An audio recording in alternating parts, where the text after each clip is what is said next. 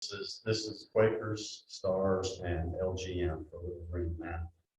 And I will put in the chat at some point some references that you may find interesting.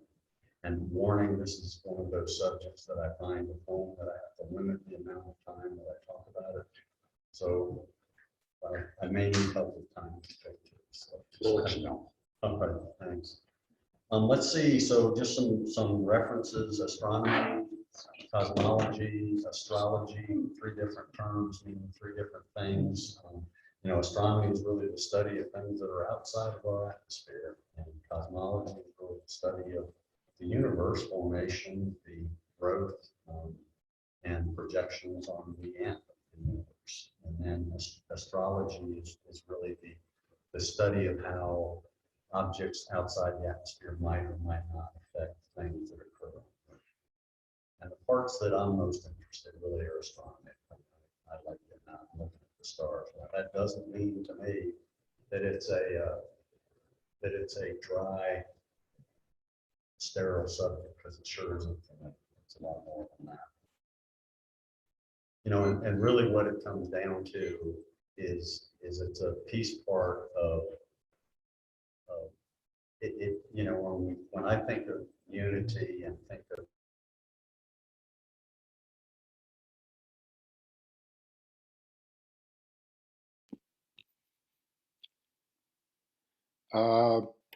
Sorry, guys, I accidentally unmuted the meeting room. Can you go over and click reopen the mic? I think you have to do it at the computer. All right, you're back. Sorry. I'm trying to make it more exciting, Steve. But you know, astrology that he cut out. yeah, may have been. But you know, I think perhaps you know, astronomy to me has been kind of maybe a pathway or a way to find myself deepening spirituality. I think that's kind of the better picture. Not that they're inexorably linked, but you know, they are related. The things for me, I can remember 1962 sitting in the cafeteria in Crestwood Elementary School watching with about 200 or 300 other students watching a TV that was probably as far away as that wall, watching John Glenn take off. And that was an early interest for me. It was fascinating. And then middle school, Sandy Kramer and I spent this part of the summer in the backyard looking at the Perseus, which fall in August. And then later that year, we went out to Burks Lake in Northern Virginia and watched the 1966 Leonid, which was arguably one of the most fabulous meteor showers that have occurred. And the other thing that happened then is I started realizing meteor showers don't fall on us. The Earth travels on its orbit and catches up to a trail of a comet. So, debating on the tail of the comet, it starts to make you think about things beyond. It did make me think. It's kind of beyond what I see and feel. So maybe kind of, and I said earlier, you know, there's other things in that unity for me. You know, music is part of that, astronomy is part of that, exercise, swimming is part of that. All of those pieces are part of who I am, and they all augment my conflict with my spirituality. So it's my first query for y'all. It's kind of multi-phase. One is, can you find a line of night? That's the first question. And the second, even if you can't, what are the things that you do that kind of bring you closer, make you deepen, that find yourself deeper in your spirituality?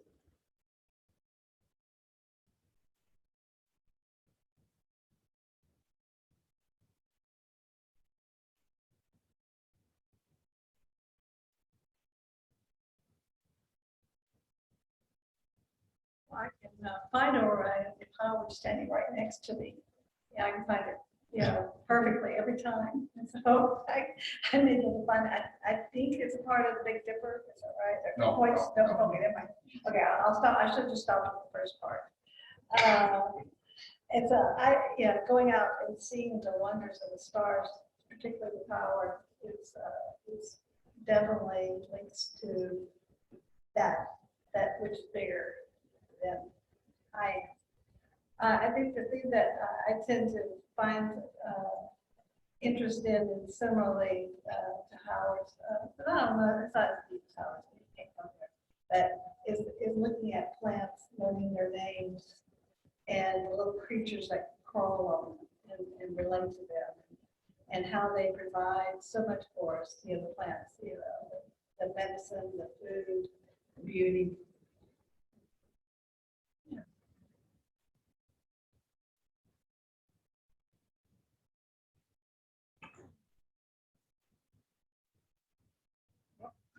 Identify Orion because I learned that very early on as a kid, and it strikes me that I don't know how I learned that. I don't know if my parents or if I was reading about it or if it was teachers or what. I just know that I've known how to do that since I was little.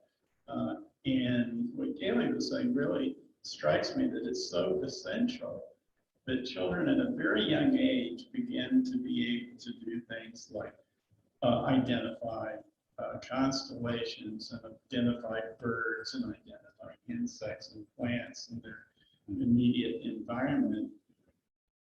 It creates not just knowledge, but a sort of kinship and a friendliness towards your environment that's really essential for adults even as they go through.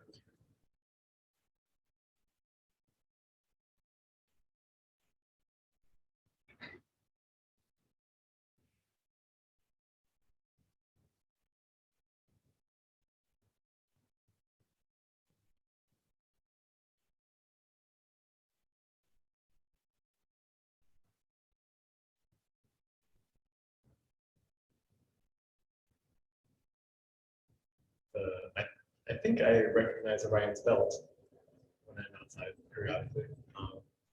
Unfortunately, yeah, like Gilly, I don't have power anybody really to tell me if I'm actually seeing Orion's belt, so I might have been deluding myself all these years. Let's see, some practice that I find sort of besides actual just sort of more directed type quicker practices. I think just anytime I encounter a whole new body of knowledge that is just completely unfamiliar to me, I have that sense of wonder and how much bigger reality is than I have that odd experience when I sort of sitting and watching randomly a little documentary from the 60s on copper production. And it was just amazing. I had no idea. So the world is so wonderfully complicated and intricate, and there's so much brilliance everywhere. I was just sort of a little overwhelmed by it.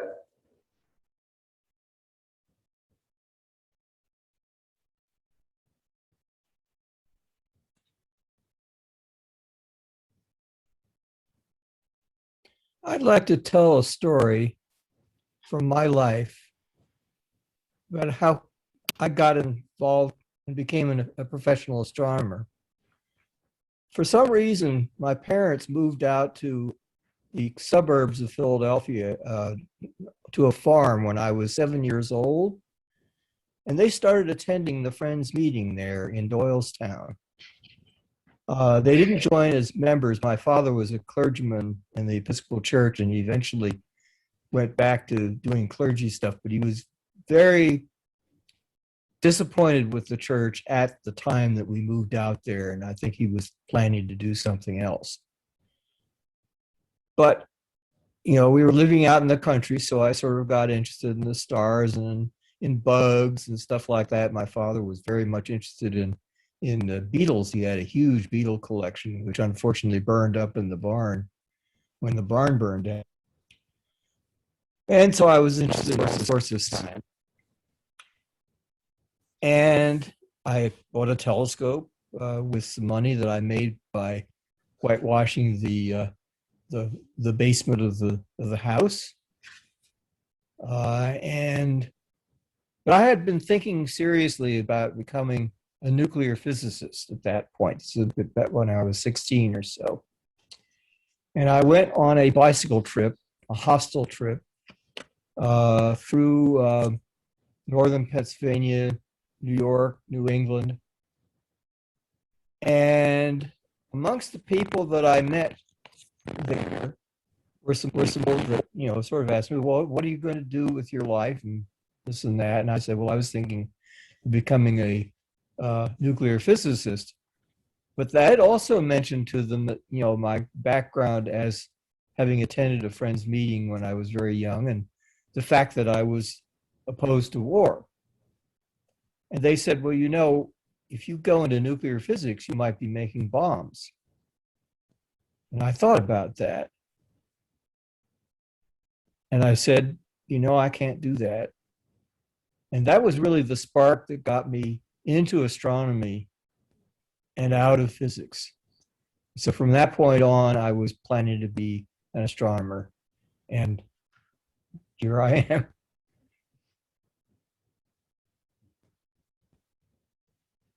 Steve, I don't hear you. Are you muted? Deliberately so. Okay. But to answer your question, Chip, I hold up my iPhone and put on Go Skywatch and say, find Orion. Uh-huh. That's what I do. Exactly right. That's a great point too, Steve, because the technology you carry on your phone today, if Ptolemy had that in the 2nd century AD, I'm not sure what we would know today.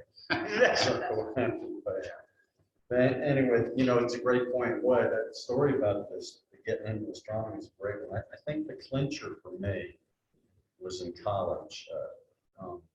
I took in fact, it's the only textbook I still have in college. It was Dr. Robert Green. I was a physics chemistry major, and it was a course on special relativity and astronomy. And the thing that impressed me about Dr.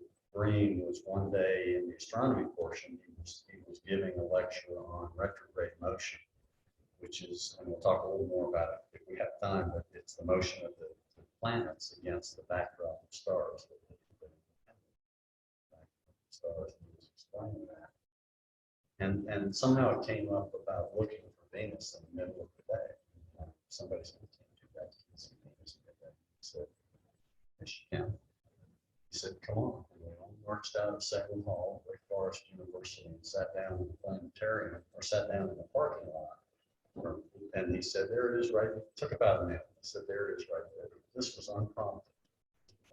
So he didn't have time to figure out exactly where it was going to be. He had this much spatial awareness. And he looked up at the sky and said, there it is, right there. And everybody's looking. And finally he said, if you sit right here, look right on top of that antenna, you'll see it. And there it was. And so, and when that feat, and it wasn't that it was that remarkable, it made me realize that there's a lot of knowledge here that is pretty amazing. So thanks to Dr. Green, he did some good for me. Something I just wanted to throw in here is the experience of finding Orion or looking at the sky and saying and learning about just how far away these objects are, and the fact that you're saying light that was emitted ages ago. The main effect of that is to give one a sense of how mind-bogglingly small the human race is, how infinitesimally small we are. It should give you be a blow to your human egos, but mainly, I keep asking myself, can it possibly be that the human race is the only vessel of consciousness in the universe? I generally really think that's highly unlikely. Whether that's other species or whether that's other forms of consciousness or whether we're just a piece of a broader pervasive universe of consciousness, it can't be that it's just us seeing those stars. Those stars may be seeing us. And that's a very, I think, important perspective to have. It's humbling, but it's also also amazing that we can learn as much as we can. Look at these guys, that part of it is neat too.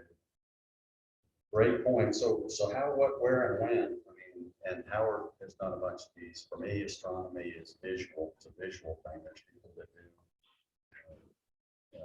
astrophotography. I'm having a hard time hearing you. If you could speak up when you're talking, I think it would be work better. Okay, let me see if I Is can it just Chip or are you having trouble hearing everybody? No, it's just him. Okay, All right, is that Your better? voice is a little soft, Chip. All right, Yeah, I'll speak so- up just a little bit. Is it, I didn't hear the initial question. I think it was just that people were having trouble hearing me. No, I didn't hear the beginning of the Query. meeting, the query or whatever. My astronomical introduction was on the roof of a building in the middle of deep, dark winter in Minnesota. It was January. A friend of mine had built his own telescope, and we were on the roof of a science building photographing an eclipse of the moon in the middle of January. And that was it was a hardship, but it was also so fascinating that I haven't pursued a lot of stuff in astronomy, but that stands out to me as an event, an astronomical event that intrigued me and got me interested.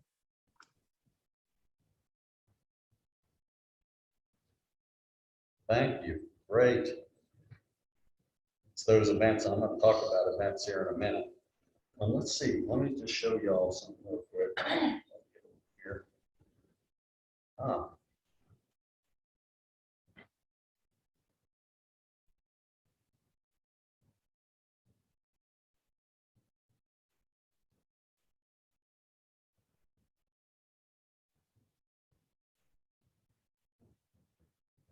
Is that on the screen? Yes, it is.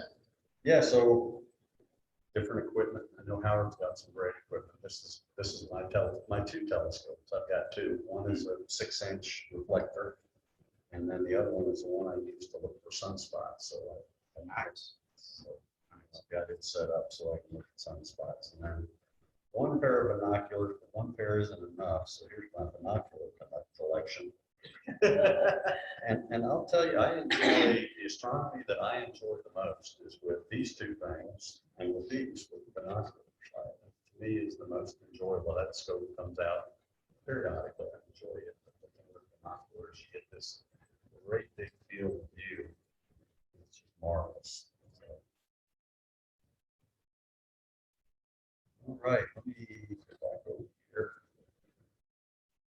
Yeah, so binoculars, the things I like to look at, the backyard to me is nice. I go up to rural Texas. I go up to Pearl. That's a very dark area. You can see an awful lot of things. You see very clearly the Milky Way. You can't see the Milky Way from my backyard. But all kinds of things. Moon, I love seeing that. The moon, taking a look at it, it grabs your eye. The stars, events, constellations. So all kinds of things, but it's a lot of fun to do it with grandkids. We had a lot of fun at the end of last year.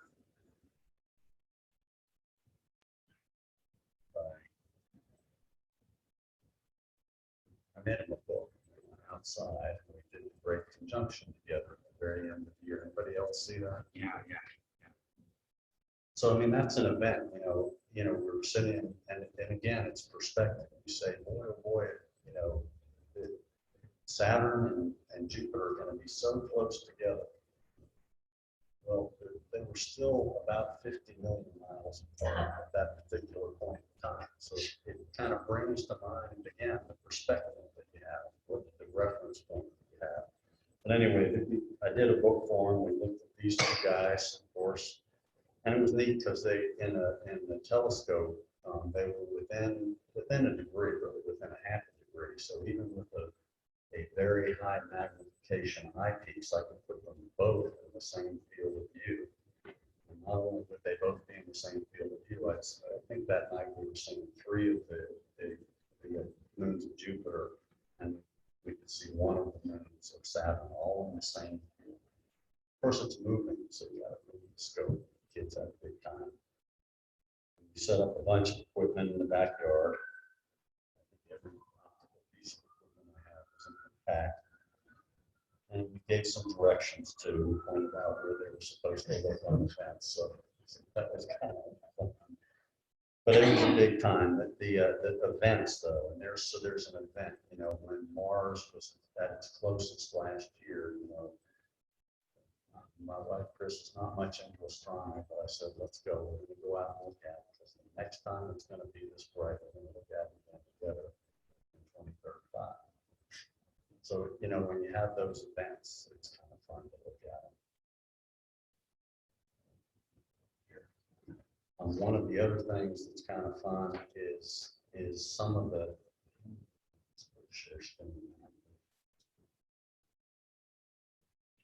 we want to talk about it sometime. That's fun.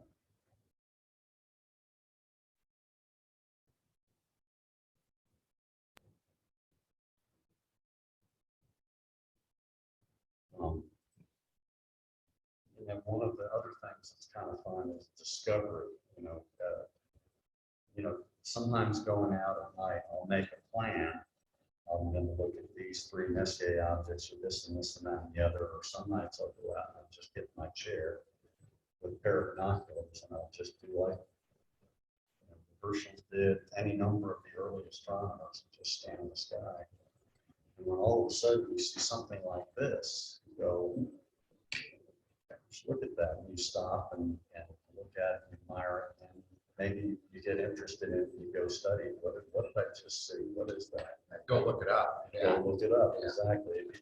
Or maybe you remember, this one is Ptolemy's cluster, so it was first seen by Ptolemy somewhere in the year, I don't know, 128 AD, 138. So it is visible in very dark skies with naked eye, with unaided eye, not in my backyard. So I discovered it that way, and that's fun. And the other thing is looking for things like this. This is an asterism called the coat hanger, and it is also visible. It was with unaided eye in very dark areas. It was seen, I think it was first documented around 1000 AD. It's called the coat hanger. These stars aren't gravimetrically associated with each other. They just, from our perspective, they just happen to line up and make this really neat shape. It's kind of like an upside down coat. And then another one is recognizing things that have happened in the past. This is a nebula called the Crab Nebula, and it was formed in it strongly believed in the year of, what was it, about 1004. 1004. I was going to say 1054, but it was in around 1000. In that time frame, it was observed and documented from China to Persia. It was documented in several different locations. It was bright enough. It was a nova that occurred in the sky, bright enough where you could see it during the day. It was the third brightest object in the sky behind the sun. And it lasted for a while. People saw it, documented, and eventually it turned into this nebula, which is not so easy to see because it's pretty faint. But One interesting thing about the event that caused this it was a supernova, 1054, as I recall, and but it was it was observed in China and Persia and places like that. Western people didn't notice it at all. It was not written down in the West, apparently. It was the Dark Ages. Oh. Literally, I mean, there, the sky is supposed to be unchanging. How could there be anything up there in the sky? Right. That's it was perfect. yeah. Yeah, that's amazing, but it is pretty fun. Let's see. So thank you for that information too. It's pretty amazing. Let's see. Yeah, so, oh, and the other thing that just, I love going out and looking too, and I've got some references, I'll put them in the references again, is going out and finding man-made objects. You know, at this point in time, I think the documented, y'all correct me if I'm wrong, I think the last I looked, there's approximately 20,000 pieces of the earth that are no longer on the earth, that are out in orbiting the planet. And a lot, they're mostly predictable. You can very easily predict the space station, and it is very bright when it goes overhead. And done that with the grandkids. And the rule, go out and do it, you have to wave. You have to find out how many people are living on it before you look at it. And you have to wave that many times, because there's, right now, there's 7 people living 451 miles above the surface of the earth. And I'm grateful. Anyway, and then, oh, and the last thing on that is, and we'll talk about Elon Musk a little bit too, with Starlink satellites. Has anybody seen a Starlink train? Has anybody seen one? If you've seen Orion, you can picture Orion in the sky. And you can picture a straight line of satellites that are very visible, that are every bit as long as Orion across the sky. Those are the satellites that are being shot up for the internet use. And when they first go up, as they're setting their sails, their solar sails up for their energy, they can be very visible. And I think the most enjoyable one of those was actually a music show that I was playing at. It was at night, and we were outside playing, people were around enjoying everything. And somebody said, look up, and everybody looked up, and here goes one of the Starlink trains. And it, you know, it is, it's this big going across the sky. And I mean, the panic that was going on, because you look at it, nobody knows what it's all about. And I'm like, calm down, everybody, listen here. It's a Starlink train. And anyway, it's kind of fun to see those. Those are predictable too. There'll be a link in the reference section on how you might be able to go out and see one day. The other thing that I enjoy gets into a little bit of cosmology, and Howard was talking about this too, with the formation of, and really more of the solar system. It's more admiration for the astronomers and the scientists that preceded us. You know, to think that, you know, and the shape and the configuration of the solar system is just a prime example of that. You know, going back to the early days, you know, the Greek, the world is flat, everything revolves around the earth, you know, and then getting into Ptolemy, you know, he saw these planets that, you know, they would be right with the stars, and then all of a sudden they would move away from the stars, and then they would move back again over the course of time. It's called retrograde motion. They would call planets, which in Greek means wanderer, because they wandered across the sky. And Ptolemy tried to explain this. He said, the universe is perfect, we know that. So how can this possibly be if the Earth is at the center of the universe? And he came up with retrograde motion. I forgot I left this up there, but this is the Ptolemy picture of the solar system. The Earth's still at the center. And in order to explain it, he had all of these nice terms, you know, planets and epicycles and things like that. And the bottom line, if you said Venus, for example, orbited around a point in space, and that point in space is what orbited Earth. And it was very complex to come up with. And then, of course, Copernicus came along and he said, no, the sun, you know, it's a heliocentric solar system. Got into a little bit of trouble, and then Galileo came along and saw the phases of Venus, and it was all done by that. But those people are awfully smart to have been able to come up with those. Even the ones that are where we were explaining because of the geocentric picture. I'm amazed by that. And when I think about you know, for example, when I think about the fact that in the early 1700s was the first time, based on based on the observation of one of the moons of Jupiter, that the speed of light was calculated within 20%. What, 1709? I think it was something in that time frame, very early on. And it makes me think, are we really smart today? The human mind. It's It's just. amazing. So I'm gonna put that out as another query, just to think about that. I think culturally and society, that's one thing, but even scientifically, are we really individually much further along the species than we were in 1609, the first time Galileo pointed the telescope to the sky. Now, speaking of Galileo, as you know, he got into trouble with the church for having supported Copernicus's theory.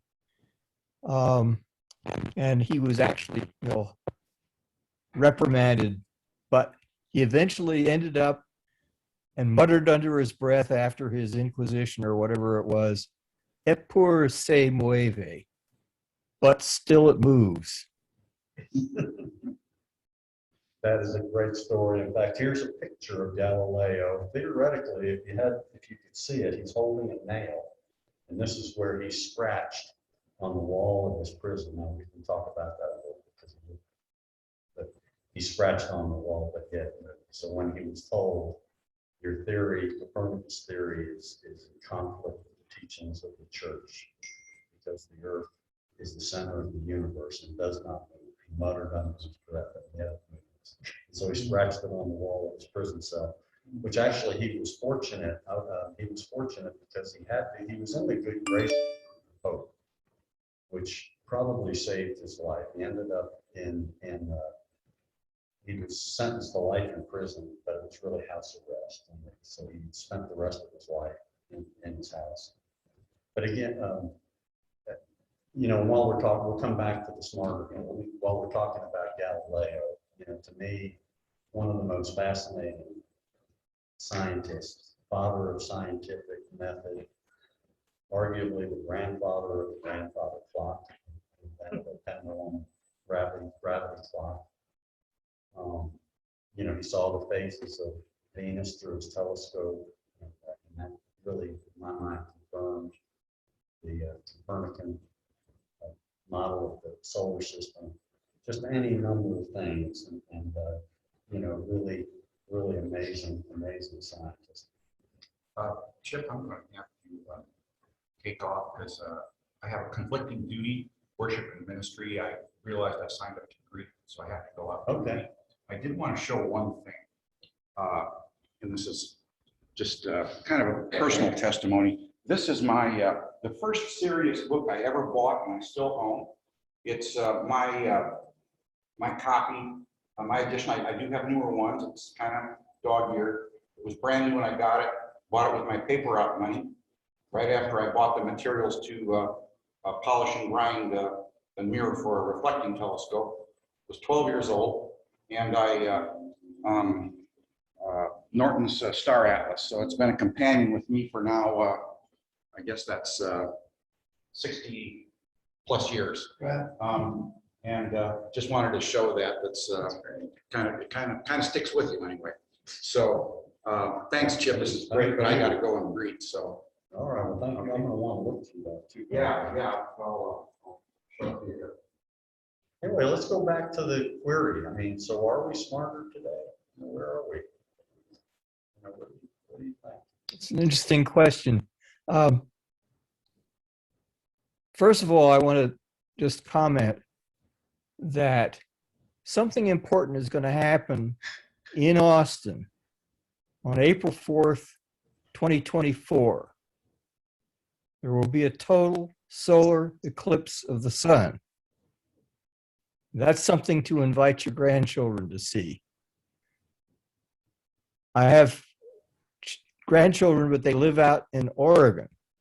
In 2017, we flew out to Oregon to see the eclipse south of Portland there, and it was wonderful. And so Austin's weather being hopefully pretty clear. You may get a good view of this eclipse, which will go over our house we've seen from our old house in Austin. And it is also visible from our new house up here in Vermont, the same eclipse, although it probably will be cloudy here. Now, the other thing I wanted to mention, talk about little green men. There was actually a time in astronomy when I was a young astronomer where the hypothesis of little green men was seriously taken. A phenomenon had been discovered whereby certain objects pulsed very, very regularly, like clocks. They were radio objects. This must have been around 1968 or so. I'm not sure of the exact year. It was early when I was a young astronomer. And people seriously said, maybe they called these objects little GMs, LGM, little green men objects. Turns out they were an entirely natural phenomenon due to rapidly rotating neutron stars, which could rotate so rapidly that you would see pulses at a very, very regular rate, and they would be, a fraction of a second apart. So, that guy. I agree, however, that the likelihood that there's life elsewhere in the universe, and even intelligent life elsewhere in the universe, is quite high, virtually certain in my book, though we have no evidence of it. The thing that strikes me is I don't really think there's been a significant evolution of our brains and our reasoning capacity, but I do believe there's been at least change, if not evolution, in our notion of the relationship between spirituality and science since Galileo. And I know for me, as a kid growing up in the 20th century, science drove and enhanced my sense of spirituality and the feeling of being very small and yet consciousness, trying to solve the puzzlement of consciousness makes my spirituality what it is. So, science has for me never been the enemy of spirituality. And yet some of the anti-Galilean attitude is still with us today in the form of climate denial and all of that kind of stuff. Somehow the notion that science is somehow naturally in conflict with spirituality is one of the things, along with racial injustice, that we have to address as humanity. Such a great point. And I want to move along because I want to move to this thing on the radio pulsars, because that's really where I was going to go. And Dr. Joyce Bell-Burnell is probably a familiar name to several people. I want to talk about her. She's the one who, and she's a living, practicing Quaker today. And in about 1968, she is the one as a graduate student who discovered radio pulsars. And that discovery led to a Nobel Prize in 1972, but she didn't get it. So I wanted to just touch on her. First off, and I would have had everybody read it. She's really the point of what I want to get across. So I want to spend some quick time going through. She was an astrophysicist in Northern Ireland. 1967 was the date. And she detected a bit of scruff as she was looking through this telescope. Radio telescope, and eventually she realized it was coming at a frequency, and the initial name for the object was LGM1. That's what she named it. And as it turned out to be a radio pulsar, and it turned into a discovery. It did win the 1974 Nobel Peace Prize. She wasn't on it as a graduate student, and I think the thing that I admire, there's two things that I really admire about her. More than that, she was clerk of the meeting at her friend's meeting, first off, for a number of years. She was very involved in Quakerism. But when it came to not winning that Nobel Prize in 1974, here's what she said. She said, first, demarcation disputes between the supervisor and student are always difficult, probably impossible to resolve. Secondly, it's the supervisor who has the final responsibility for the success or failure. Right? Her supervisor won't know that. What was her name? Joyce Bell Burnell. And she says, we hear of cases where a supervisor blames a student for a failure and know that it is largely the fault of the supervisor. It seems only fair to me that he should benefit from the successes too. Thirdly, I believe it would demean the Nobel Prizes if they were awarded to research students, except in very exceptional cases, and I do not believe this is one of them. Finally, I am not upset myself. After all, I'm in good company in my mind. She discovered radio pulsars. She goes on to say, and this is kind of what Terry, I would normally have y'all read this, but I do want to just touch on some of these things. This is what she said about her relationship between Quakerism and astronomy. This is how she put it, and I just think it's so great.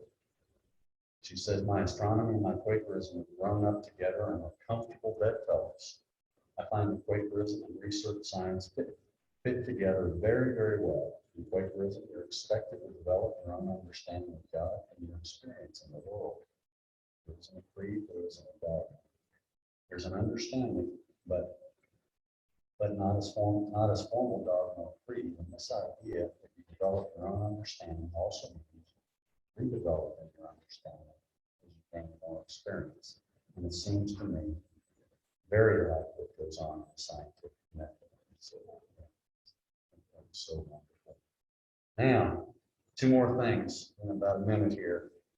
So Dr. Burnell feels like, she says, given the size of the universe, she's inclined to believe that there is life outside of our atmosphere. And it's kind of funny because I went through George Ellis, didn't want to talk about him, could have. We know about the NASA thing that just came out, the study. It'd be interesting to see what happened there. Another Quaker scientist, Dr. Stanley Eddington, said that a good way to know how many stars there are in the universe, there's 100,000 million stars that makes a galaxy, and 100,000 million galaxies makes up the universe. So how can it be? It's hard to fathom. The only other thing on the life outside of the atmosphere is, as of June 2021, see, I looked this up, there are 4,768 confirmed planets. And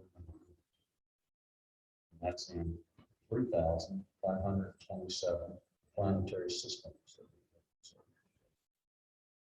So it makes you think.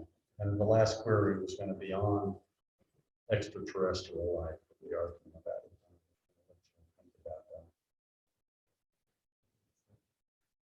In the spirit of experimentation, the one concern I have about this, I'm wondering a little bit about the audio, whether it kept thinking, Zoom continues to think that, for instance, someone else is speaking rather than us right now. It's not shifting the focus. I was wondering, if we like move this closer to you when you're talking, try talking now, Chip. See if that's.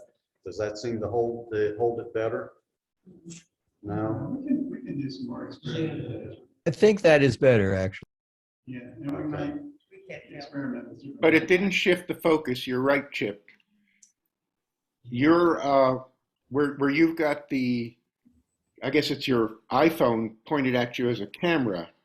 You don't have that microphone turned on? No, I didn't turn any other microphones on because of the feedback issue. Right. That's not shifting. When we talked about last time there. Okay.